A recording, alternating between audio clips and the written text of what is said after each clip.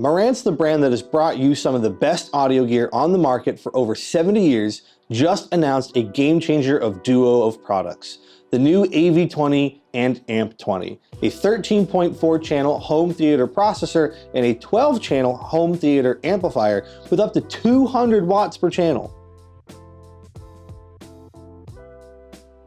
If you aren't familiar with Marantz, here's a brief history. In the 1950s, an American musician, inventor, and engineer by the name of Saul Marantz developed and sold his first monotube preamp. Like pushing a snowball down a mountain, Marantz would soon become a giant in the hi-fi industry in the 1970s, and later joining forces with Denon in the early 2000s. Now, they have a range of products for anyone looking for their first home stereo system to someone building their second or third full-blown home theater, and everything in between. The AV and AMP20 are the latest in a long history of superb audio engineering. We in the industry use the term separates as a shorthand for describing an AV or stereo system comprised of multiple separate devices working in tandem. This is a great strategy to get increased performance by dedicating specific functions to specific devices. I like to equate a single all-in-one home theater AVR to a food truck. The guy who drives the van, cooks the food, takes your order, and serves you. This isn't a bad thing because there are some absolute banger food trucks out there. Separates are more like a 5-star dining experience. The kitchen has dedicated personnel to cook the main course, the soup, the pastries, the desserts, and the front of house that has dedicated staff to greet you at the front door, the waiter who serves you and takes your order, and a busser to clean up after you. It's an elevated experience. That's what it's like to have separate processors and amplifiers for a home theater. It elevates a good experience to a great one. The AV20 is the brains of the operation. It has to take in dozens of inputs at once and direct where everything needs to go, like a traffic cop at a 13-way intersection. It's hard work, but the AV20 is like a home theater supercomputer. It is equipped with 13.4 channels of audio processing, meaning it can tell up to 13 speakers and 4 subwoofers what to do at any given moment in time. It is able to process essentially any format of modern-day surround sound formats like DTS:X, IMAX Enhanced, RO3D, and of course, Dolby Atmos. Room correction is the next big thing, and the AV20 comes with Odyssey XT32 baked in, which is a good thing. That means you can take it out of the box, hook up the included calibration mic, and the on-screen menus will direct you on what to do and how to calibrate your surround sound system. But if you want to take it a step further, the AV20 is compatible with one of the best forms of room correction out there, Dirac Live, and its companions, Dirac Bass Control and Dirac Active Room Treatment. Dirac is optional and it requires a paid license to use, but in my experience, has been one of the best ways to help correct for imperfect spaces. And let's face it, unless you build an addition on your house and tailor every detail exactly to an acoustical engineer specification, every room is imperfect and will benefit from some sort of correction software. On the back side of the AV20, we see a whole host of analog and digital audio inputs for all your music needs and lots of outputs for both balanced and unbalanced connections to external amplifiers and subwoofers. We also see that beautiful copper chassis Marantz is famous for using on their higher end products. The AV20 also has 7 8K 60Hz or 4K 120Hz HDMI inputs for all of your sources and 3 HDMI outputs, 2 on zone 1 and 1 for zone 2. The main HDMI out also doubles as an eARC input, allowing you to pull uncompressed audio from your smart TV and control basic functions easily with your TV or cable box remote like volume and power. And of course, the AV20 is compatible with HEOS, the streaming application compatible with most Marantz and Denon home theater receivers, stereo amps, and smart speakers.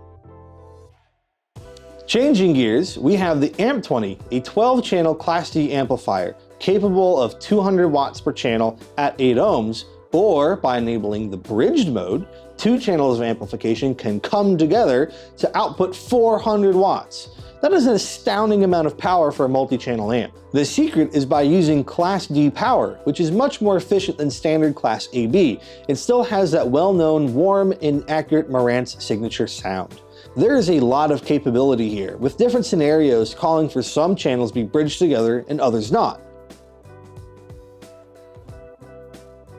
The front of the AMP20 does not have much going on, a single porthole power meter that reflects the output of channel 1, and a button to toggle the LED for the meter. We also have a button to control the level of output from the LEDs on the side of the faceplate, and a power button. Around the back of the unit, we get a gorgeous view of the copper chassis, something Marantz is well known for.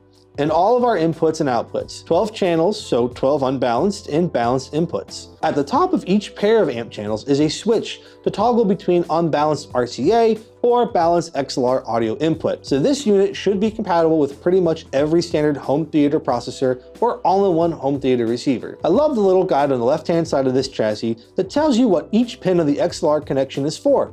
So if you are in the field and need to solder together an XLR cable in a pinch, you know exactly what to do. On top of the flexibility of inputs, we also have the flexibility of powering our speakers.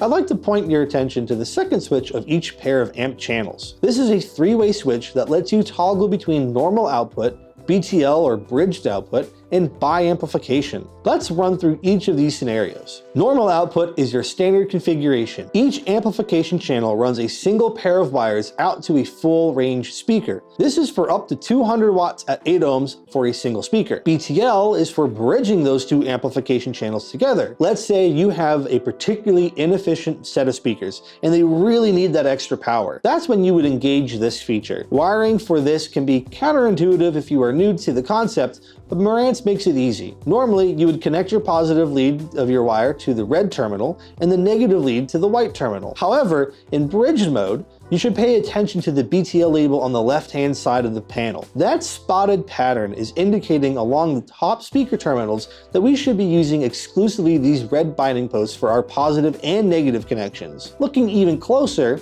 just above the terminals, we see either a BTL minus or BTL plus. In this scenario, we will run our positive lead to the right connection and the negative lead to the left connection. The last connection method is bi-amplification. This is for people with typically high-performance bookshelf or floor-standing speakers that support this bi-amplification method. You will use this to send a full range of 200 watts per channel into each half of your speaker. You'll know your speaker supports this if you can see separate low-frequency and high-frequency inputs on the back of your speakers. Bowers & Wilkins comes to mind as all of their current bookshelf, floor-standing, and center channel speakers all support bi-amplification. If you enable the bi-amplification feature, only the left RCA or XLR input will be enabled for the pair of amplifiers. Both the AV20 and AMP20 have been developed with the very best componentry available to Marantz's engineering team at the Shirakawa Audio Works in Japan. These are based on the designs of the AV10 and AMP10 that released a couple of years ago now, and the goal was to bring their new design philosophy to a slightly lower price point. Both the AV20 and AMP20 are only planned to be released in the standard colorway you see here, but they fit alongside all the new Marantz products. They look great either in your rack or on display. If you're looking to upgrade your home theater or home entertainment system, I would highly recommend looking into this bundle, or even mix and match these guys. I can see the AV20 controlling amplifiers from a host of other manufacturers, or the AMP20 being added onto a Marantz Cinema Series receiver to add a little extra power to your system. Flexibility was a goal when developing these new models, and I would say Marantz delivered handedly on that front. Thank you so much for watching our review of the new Marantz AV20 and AMP20. If you have any questions or comments, please leave a comment down below. Be sure to subscribe and ring that notification bell to stay updated on our latest reviews, guides, and deep dives. This is Chris with Worldwide Stereo. Thanks for tuning in.